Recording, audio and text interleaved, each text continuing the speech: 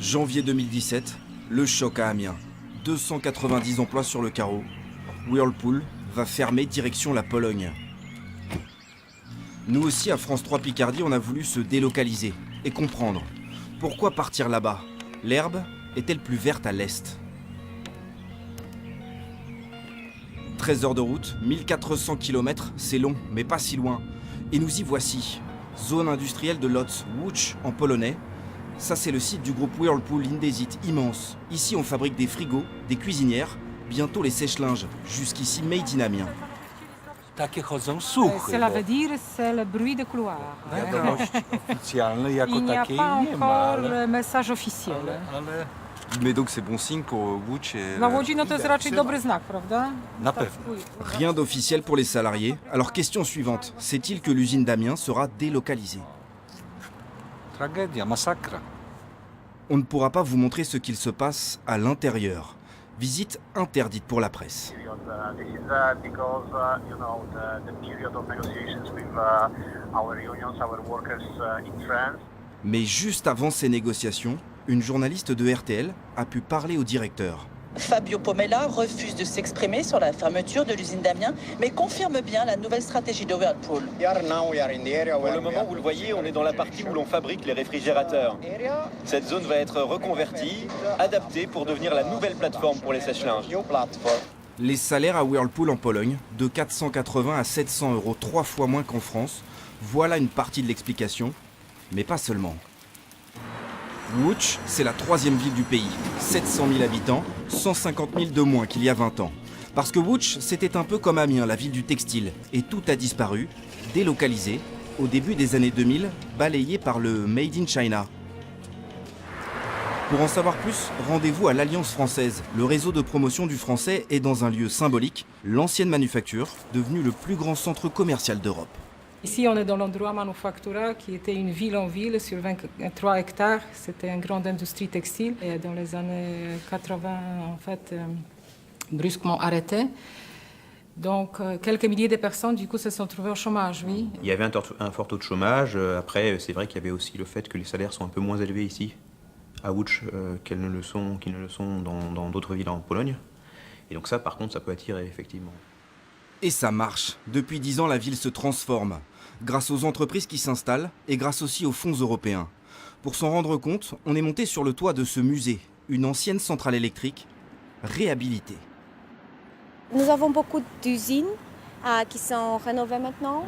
Alors c'est un patrimoine industriel qui est très unique. Oubliez les friches industrielles et le chômage. Łódź voit désormais tout en grand. Oui, c'est impressionnant cette gare. Oui, c'est comme un plan, c'est clair, c'est moi juste, c'est extrêmement grand. Ouais.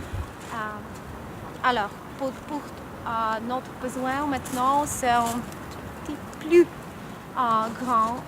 C'est trop grand, c'est ça? C'est trop grand, oui. Une gare surdimensionnée comme un excès de confiance. Dans un pays où la croissance est ininterrompue depuis 20 ans, on vous dira même ici que le chômage n'existe pas. Mais comment Łódź est devenu ce nouvel Eldorado? Revenons à Whirlpool. L'entreprise s'est implantée dans une zone économique spéciale.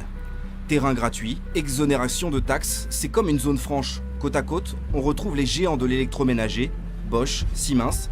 Il y a aussi les Français, Veolia et Hutchinson. Des milliers d'emplois dans l'industrie. Et ce renouveau n'est pas dû au hasard. Adam Pusztelnik a 40 personnes sous ses ordres. Leur mission, attirer les investisseurs étrangers. Et ce ne sont pas les exonérations qui les incitent à venir ici? Non, c'est pas ça. Avec la réglementation européenne, c'est impossible d'accorder une exonération de taxes à ceux qui délocalisent. Ça doit être une création d'activité.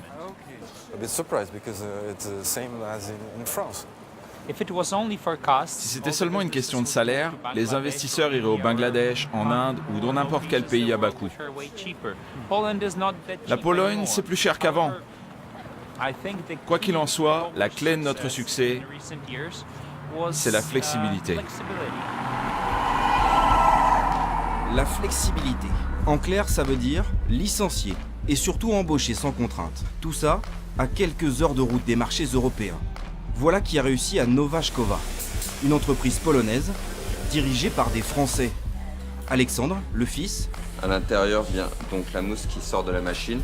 et Michel, le père, implanté ici depuis 25 ans. Recherche et développement. Leurs accessoires pour écoliers se vendent dans toute l'Europe. L'entrepreneur a 220 salariés et il aimerait bien en recruter davantage. On a du mal à trouver des jeunes cadres, oui, c'est vrai. Vous aimeriez embaucher des Français, vous? Oui, pourquoi pas, oui, bien sûr. Ils voudraient bien ou ils viennent? Bah non, ils viennent pas.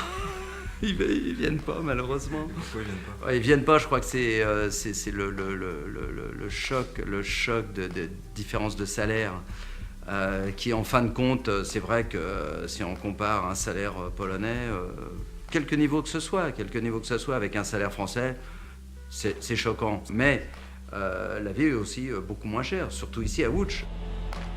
Former les cadres, les ingénieurs de demain, c'est le nouveau pari de la Pologne. L'université polytechnique, un campus qui n'a rien à envier aux facs d'Europe de l'Ouest. Ici, on parle polonais, anglais, mais surtout français.